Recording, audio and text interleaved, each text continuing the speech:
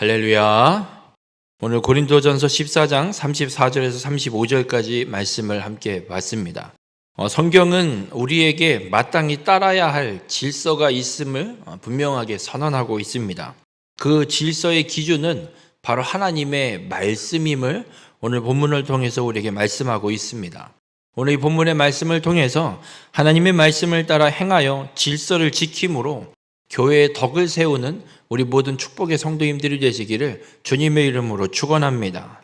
오늘 34절을 읽었는데 이 34절의 시작은 바로 앞에 33절에 보면 모든 성도가 교회에서 함과 같이라고 말씀이 기록되어 있습니다. 성경에도 보시면 헬라어 원문을 보면 앞에 33절이 하나님은 무질서의 하나님이 아니시오 오직 화평의 하나님이시니라 하고 마침표로 문장이 끝나고, 그리고 모든 성도가 교회에서 함과 같이 여자는 교회에서 잠잠하라가 연결되어 있는 문장으로 헬라 원문에도 기록이 되어 있습니다.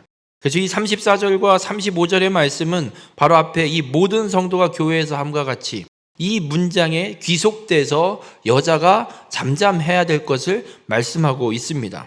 그러면 이 모든 성도가 교회에서 함과 같이라는 이 문구는 어떤 의미냐면, 이 당시에 그리스도를 믿는 성도들이 모여있는 모든 교회를 지칭하고 있는 말, 문구로 의미로 표현으로 생각하시면 됩니다. 그래서 다른 교회들도 모두 다 동일하게 행하고 있는 일들, 그 규칙들이 있었습니다. 그것처럼 여자는 교회에서 잠잠하라라고 이야기를 하고 있습니다. 여러분, 오늘 이 본문 34절에 여자는 교회에서 잠잠하라는 말은 교회 공동체 모임 가운데 그냥 일반적인 어떤 모임에서 아무 소리 하지 말고 여자는 입 꾹 다물고 가만히 있어라, 이런 의미가 아닙니다. 이 본문 34절의 교회에서라는 말은 예배 상황 가운데 라는 의미를 갖고 있습니다. 지금 앞에 14장에서 계속해서 이야기하고 있는 게 방언과 예언의 은사에 대해서 예배 중에 계속해서 그 방언만 이야기하는 것 때문에, 방언으로 자기의 덕을 세우는 것 때문에 예배 가운데 방언보다 예언하기를 더 사모하라고 끊임없이 이야기하고 있는 그 맥락에서 지금 오늘 본문의 말씀을 하고 있는 겁니다. 그렇기 때문에 오늘 이 본문 34절의 말씀도 예배 가운데 여자는 잠잠하라라고 이야기를 하고 있는 겁니다. 왜 이 여자들이 그 공예배 시간에 여자에게 방언으로 대표 기도하거나 예언하는 걸 시키지 말고 잠잠하라고 명령하고 권면하냐면, 그 근거를 이렇게 34절에 이야기합니다. 그들에게 말하는 것을 허락함이 없나니 율법에 이른 것 같이 오직 복종할 것이라 라고 말씀하고 있습니다.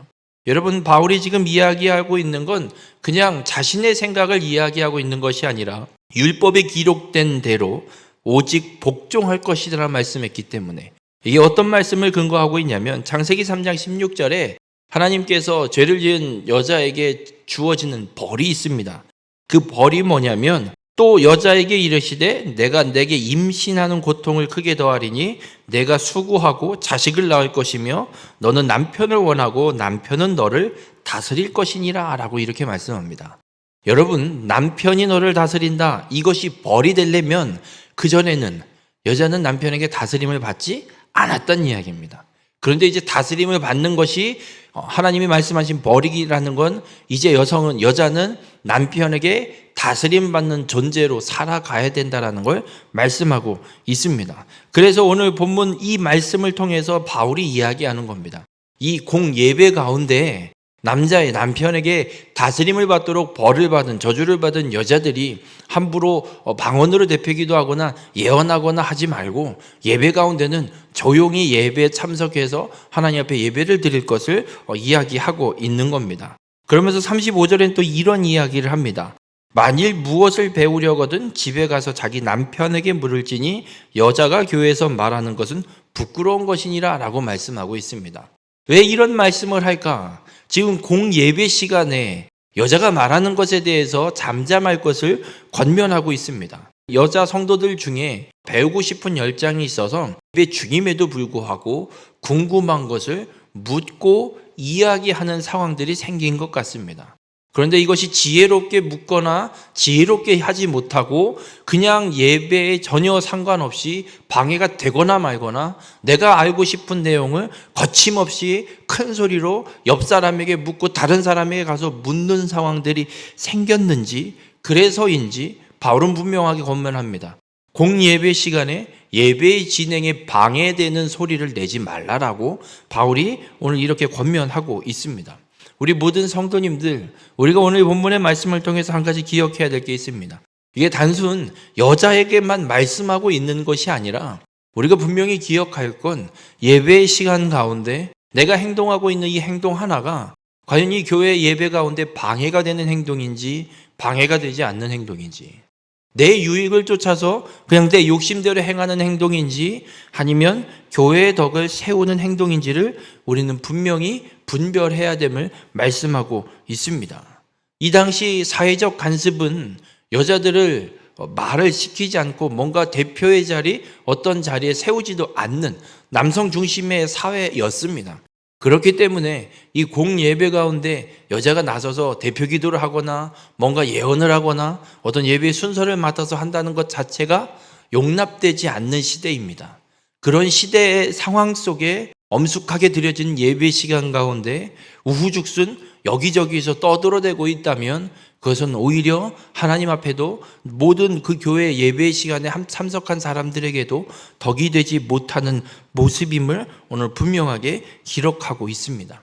그래서 오늘 바울은 구약 성경에 기록되어 있는 하나님의 말씀을 근거로 교회에서 특별히 예배 가운데 여자들이 잠잠할 것을, 그리고 혹여라도 궁금한 거나 묻고 싶은 게 있다면 예배가 끝나고 집에 가서 남편에게 묻든 모든 그 예배 순서가 끝나고 나서 묻음으로 예배가 방해되지 않도록 행할 것을 오늘 바울이 분명하게 선언하고 있습니다. 우리 모든 성도님들, 그렇습니다. 우리가 교회의 덕을 세우는 길은 다른 방법이 아니라 하나님의 말씀을 통해 우리에게 주신 이 질서의 기준을 따라서 행할 때 우리의 행동이, 우리가 행하는 그 은사의 활용이, 우리가 행하는 그 헌신과 봉사가 교회의 덕을 세우는 축복의 통로가 됨을 오늘 본문은 우리에게 분명하게 말씀하고 있습니다. 바라기는 우리 모든 성도님들의 삶이 나의 유익만 요구하는 자가 되지 마시고 교회의 덕을 세우는 질서를 따라서 행하는 자가 되시길 바랍니다. 그 질서는 다른 것이 아니라 하나님의 말씀입니다. 아무리 부당하다라는 생각이 들지라도 그것이 하나님의 말씀이라면 그대로 행하는 것이, 그리고 그대로 행하지 않는 것이 마땅히 우리가 행해야 될 질서임을 믿으시고 어떤 것이 되었든 어떤 상황이 되었든 하나님의 말씀을 따라 행하여 질서를 지켜 교회의 덕을 세우는 우리 모든 성도님들이 되시기를 주님의 이름으로 축원합니다.